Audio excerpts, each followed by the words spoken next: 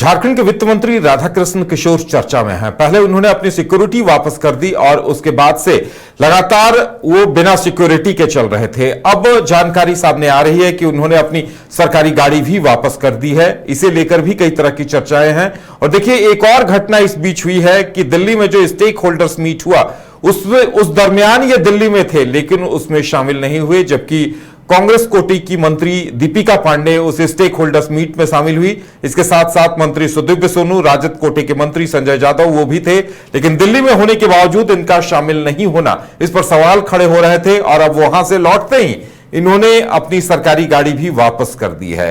तो क्या इसके मायने क्या कुछ हैं, चर्चा इस पर करेंगे। हमारे साथ हमारे वरिष्ठ सहयोगी राकेश रंजन जी हैं। राकेश जी, देखिए, और शुरू से ही ये चर्चा में थे, खासकर जेटेट परीक्षा भोजपुरी मगही को लेकर जब मामला आया था उस वक्त भी इन्होंने तीखे सवाल पूछे थे, सवाल उठाए थे। और अब जो कुछ हो रहा है इसके मायने कोई छोटा मोटा नहीं, इसके मायने बड़े गंभीर हैं। जी हाँ, जिस तरह से चीजें सामने आ रही हैं, राधाकृष्ण किशोर जिस तरह से पिछले कुछ समय से जिस तरह के बयान दे रहे हैं, और इन सब के बाद ऐसा तो लगता है कि सभी चीज़ें ठीक नहीं हैं। और जैसा आपने एक एग्जाम्पल दिया कि जब अभी दिल्ली में वहाँ पर national stakeholders consultation summit हो रहा था, दिल्ली में थे, वहाँ पर उन्होंने कांग्रेस अध्यक्ष मल्लिकार्जुन खड़गे से मुलाकात भी की है और उसको पोस्ट भी किया है अपने सोशल मीडिया पर। तो आप वहाँ पर देखते हैं कि वहाँ होते हुए उस मीट में नहीं जाना और ये कहना कि उनको आमंत्रण नहीं है, तो ये बहुत सारी चीजें अपने आप कह रही हैं, जबकि अन्य जो है ज्यादातर मंत्री वहां पर इस अवसर पर शामिल हुए थे।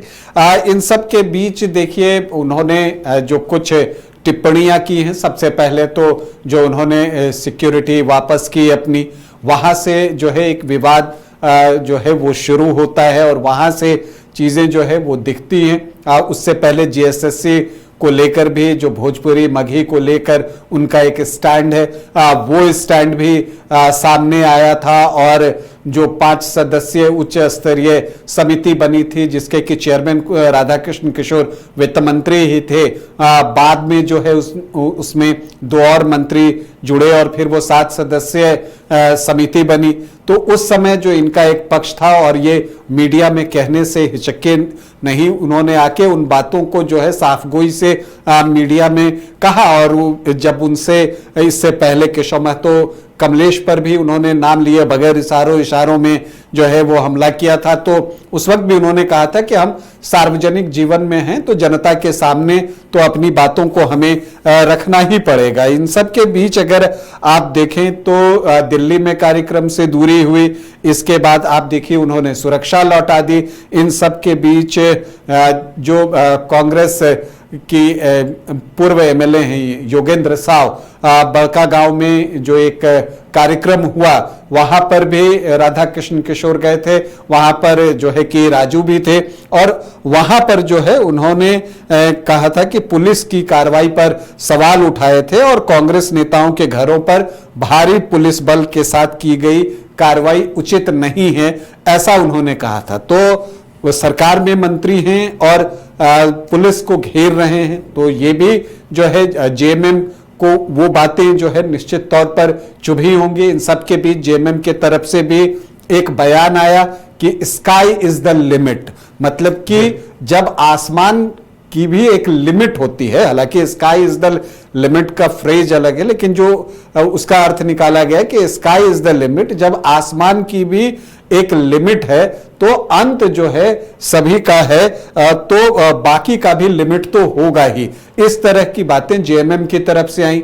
अब एक क्रिप्टिक पोस्ट राधाकृष्ण किशोर ने भी कर दिया अपने सोशल मीडिया पर। अब आप कह तो नहीं सकते कि ये उसी का जवाब है या उन्होंने बस यूं ही एक मोटिवेशनल थॉट दिया है, ये तो राधाकृष्ण किशोर ही बेहतर बता पाएंगे। लेकिन चूंकि जब एक बात आई थी कि स्काई इज द लिमिट और हर चीज का लिमिट होता है, तो इसके बाद जो है राधाकृष्ण किशोर ने एक क्रिप्टिक पोस्ट किया कि आसमान अनंत है, आसमान किसी सांसारिक भौतिक पद पर टिका हुआ नहीं है। यहां भौतिक पद जो है, ये शब्द आप मार्क कर सकते हैं कि आसमान किसी सांसारिक भौतिक पद पर टिका हुआ नहीं है जो उसका अंत हो जाए। मानव शरीर नश्वर भले ही है, परंतु उसके अच्छे कृत्य आसमान में चमकते हैं। तो जो बहुत सारे लोग हैं इसको जो है राधा कृष्ण किशोर का जवाब मानते हैं, जो स्काई इज द लिमिट की बात कही गई थी।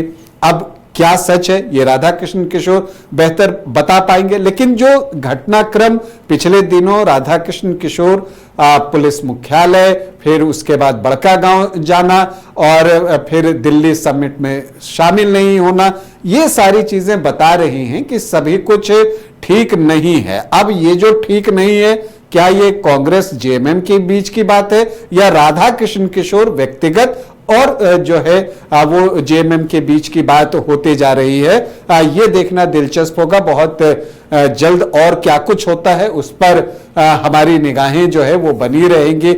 हम लोग इसको देखते हैं कि आगे क्या कुछ जो है घटनाएं सामने आती हैं, फिर उसका विश्लेषण उस तरह से किया जा सकता है। लेकिन फिलहाल ये तो दिख रहा है कि वित्त मंत्री राधा कृष्ण किशोर और जो उनकी पार्टी के साथ पहले उनका शुरुआत में जो है एक आप देखिए कि तू मैं वाली स्थिति आई थी, और अब चूंकि जेएमएम की तरफ से वो बयान आया तो लगता है कि यहां पर राधा कृष्ण किशोर और जेएमएम के बीच में भी कुछ बात है। नहीं तो अगर वो दिल्ली में थे तो उनको जो है नेशनल स्टेक होल्डर्स कंसल्टेशन वाली मीट में जो है वो इनवाइट किया जा सकता था, या वो जा सकते थे अगर चीजें सामान्य होती तो अभी कयास लगाने का दौर है। कयास लगाइए, जब कोई घटना घटेगी तो फिर वो तो हम लोग बताएंगे ही। बिल्कुल, नाराजगी जग जाहिर है और कयासों का दौर चल रहा है। इंतजार इस बात के किया जाना चाहिए कि अगला कदम वो क्या उठाते हैं, क्योंकि जो कुछ भी हो रहा है उसके संकेत बड़े गंभीर हैं और कुछ बड़ा भी हो सकता है। घर रहने का मकान भर नहीं, ये खुशियों की तिजोरी है।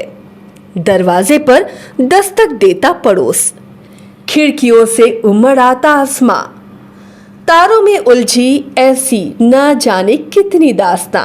कहती हैं चले डायमंड सिटी, एक सफर हम सफर के साथ अपने घर तक। Diamond city, life long bonding, 500 से ज्यादा खुशहाल डायमंड परिवार। जल्दी करें, सिर्फ 200 फ्लैट बाकी। आज ही बुक करें अपना आशियाना।